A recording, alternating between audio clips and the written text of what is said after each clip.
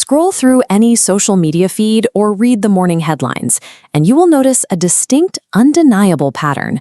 We are living through an epidemic of extreme burnout.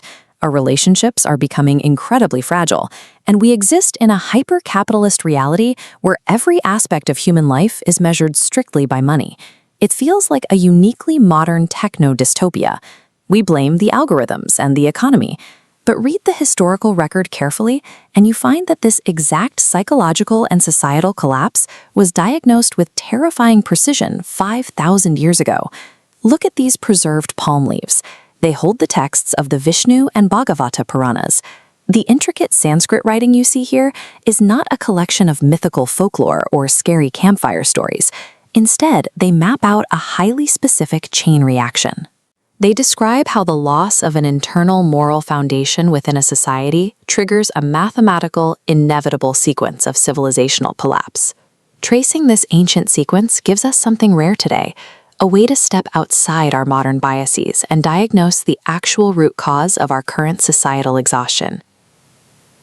This photograph shows the ornate, monumental structure of a traditional temple. The Puranas predict the first stage of collapse begins exactly here. Religion and spirituality hollow out into a subscription service. People pay for external rituals to clear their conscience, but internal empathy completely disappears. When that inner core empties out, individuals are forced to seek validation entirely from the outside world. Human connection loses the element of deep partnership and devolves into a purely physical transaction. The text specifically warned of a time when relationships would be evaluated entirely on physical metrics and instant gratification. Thousands of years later, we have literally gamified this prediction. We swipe left or right, letting algorithms dictate our worth based on a fraction of a second of visual appeal. When a society discards its internal depth, the human self naturally degrades into a product, constantly competing in a marketplace for virtual applause. Once we view ourselves as commodities, plural, the logical next step in the cycle activates. Capital becomes the absolute supreme metric of human value. In healthy historical structures, wisdom, restraint, and character held tangible social weight. In the late stages of this cycle, a massive bank balance entirely replaces morality as the ultimate status symbol. This obsession with extreme wealth triggers a secondary infection, the normalization of deceit across every level of society. The system begins to actively reward the most effective liars. Corporate executives who orchestrate massive frauds and politicians who peddle empty promises are elevated to the highest levels of success and power. Even spiritual leaders adapt to the grift. Fake gurus weaponize the public's severe exhaustion and fear. They sell magical remedies and false salvation for a premium, systematically destroying whatever trust remains in the community. A culture driven entirely by wealth extraction and deceit eventually consumes its own foundation. This diagram represents a healthy societal system, but the texts describe a societal autoimmune disease. Institutions turn hostile, becoming predators. Notice how these hostile nodes breach the outer boundary. This intense internal burnout directly triggers external destabilization. This photograph of an elderly woman struggling waist-deep in floodwaters illustrates the human cost of that breach. The ancient texts view the Earth as a living entity.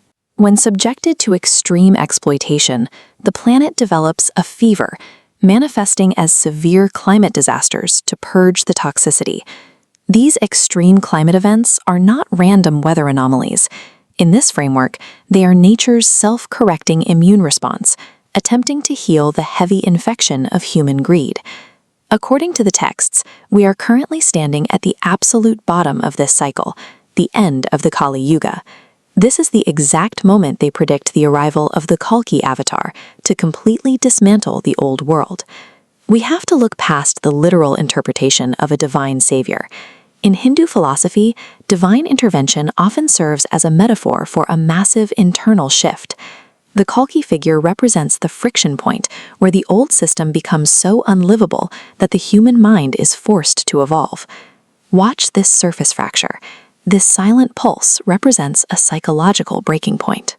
When the external world, the wealth, the deceit, the environmental fever, becomes completely unsustainable, human consciousness hits a state of total entropy.